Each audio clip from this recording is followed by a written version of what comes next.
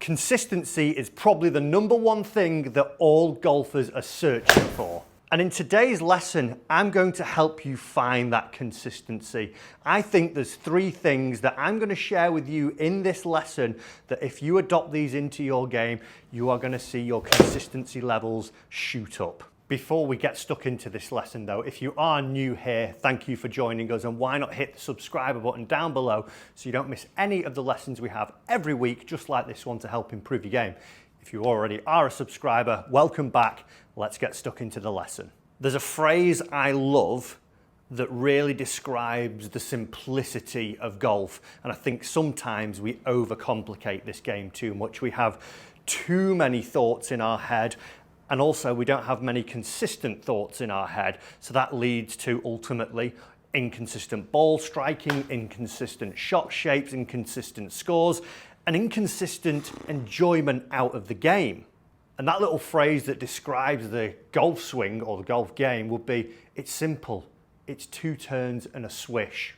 And that's what I want you to take from this lesson today. I'm going to describe 3 things that I think if you adopt into your golf game throughout this little lesson, you're going to see that you should garner a level of consistency, because every good golfer is doing this. When we watch the pros, the good players down at your golf club, a friend that you play with on the weekend, they all have these elements in their golf swings. And even if they're not playing their best golf, it's not really going to be too dramatic in what they're doing. And the first thing that I want to share with you is what I would call the freeze. As we stand over the golf ball, as we actually take our setup, we look like we've been just defrosted or frozen into the position that we're actually addressing the golf club. Now this lesson as well, you can adopt this to your driver, you can adopt this to your irons. With your driver swing versus your iron swing, the intention would be different. But I see this freeze-like action whenever I see a setup. And as we address the golf ball, this is where we see this rigid, sort of frozen-like manner. Now, we may have had lessons from a pro, we may have watched some online, we may see our friends who are decent golfers, and if we look at those, they probably wouldn't be the things that we will be advocating. But what I see a lot of the time is that we get real stuck in the position and we look real sort of square and blocky, like a frozen block of ice, as we're actually stood to the golf ball. We also see a lot of the time that the glutes are hanging back over the heels a lot, and everything that we're doing doesn't look like we're going to make an athletic motion in moving the golf club around our body and towards this golf ball. So we look that we're actually almost scared of this ball, and that's not going to help us, because like I say, the golf swing is 2 turns and a swish.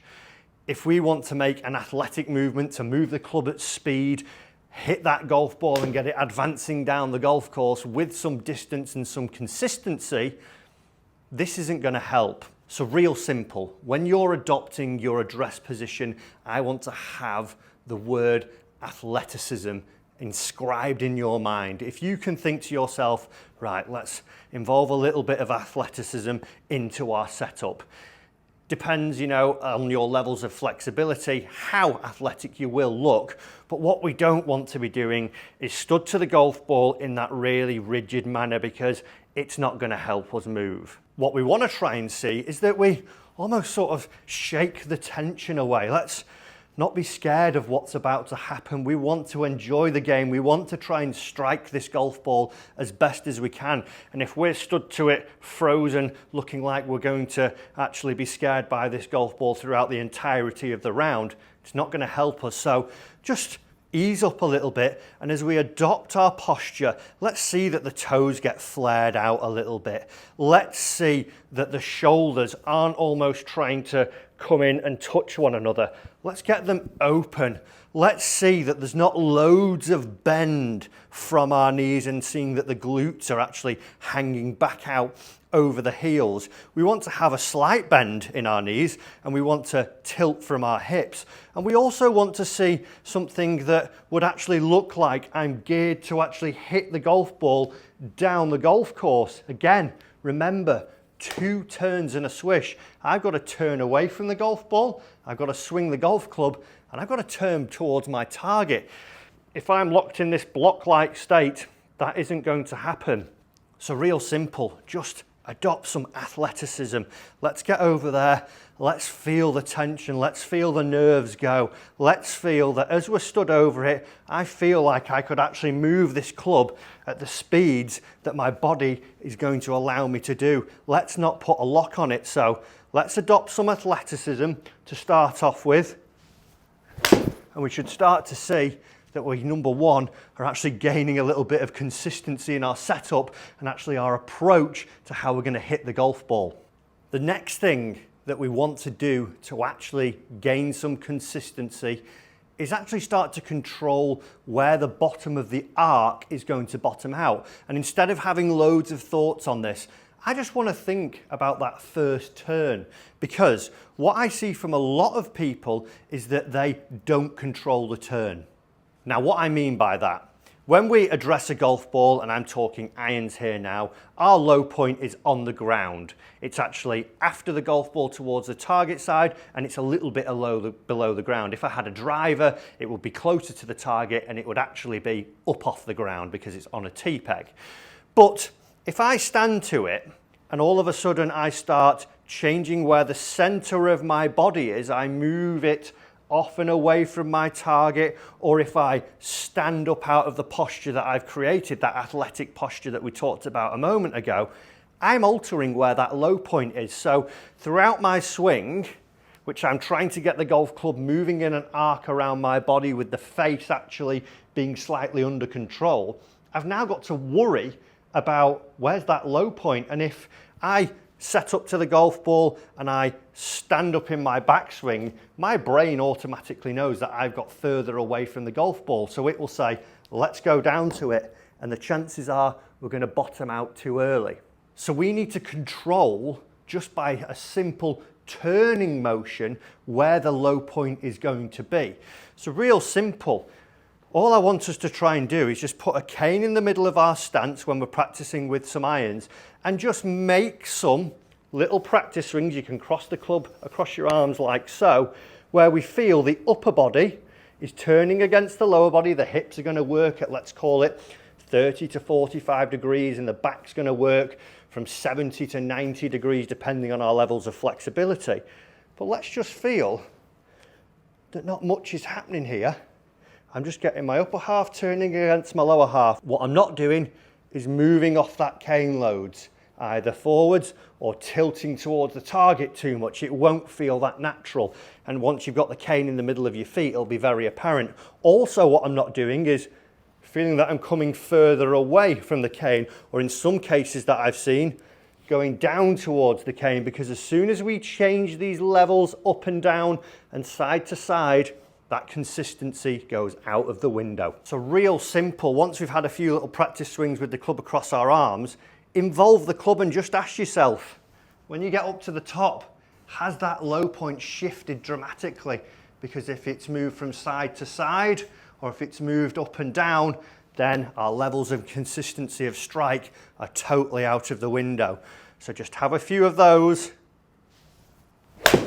and we should start to see that we're gaining some consistency, all by just being aware of where that low point is. If you are enjoying this lesson, guys, do remember, become a free subscriber. It's down below, and hit that like button. And if you're interested in lessons with me, there's info in the description below about my Skillis profile. Let's take a look at the third and final thing that's going to help you with your consistency. So if we think back to a couple of minutes ago in the video, I talked about 2 turns and a swish. We've gained some athleticism in our setup. We've got that first turn. All we now need is the turn and swish. And what I think happens with a lot of people, we think that the job is done when we've actually made contact with the golf ball.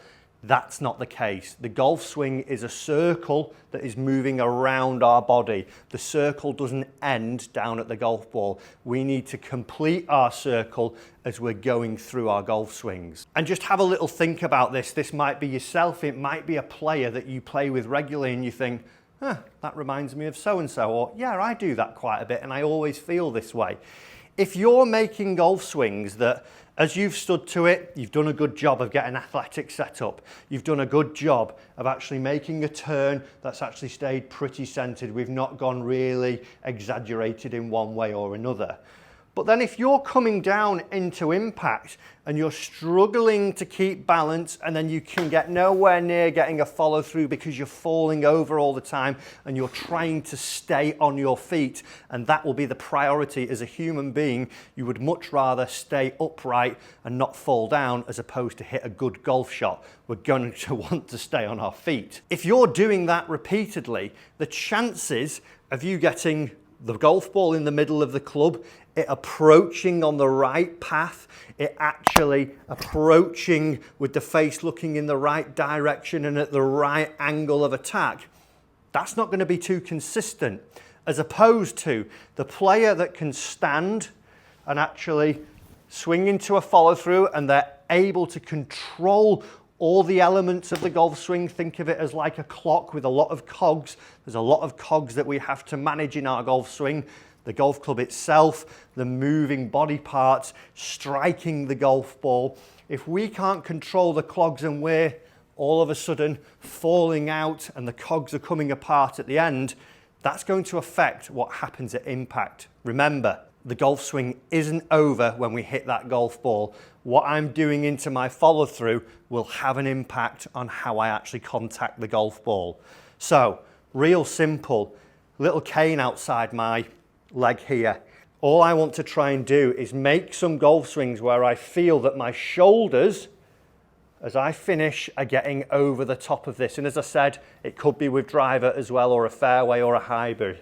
I want to see that as I get into my follow through, from my lead foot up to my shoulders, it looks like a pretty straight line. I don't want to be falling around as if I've had 10 drinks at the bar. Let's see if we can actually get that athletic setup, get that centered turn, and then bring it into a nice balanced follow through.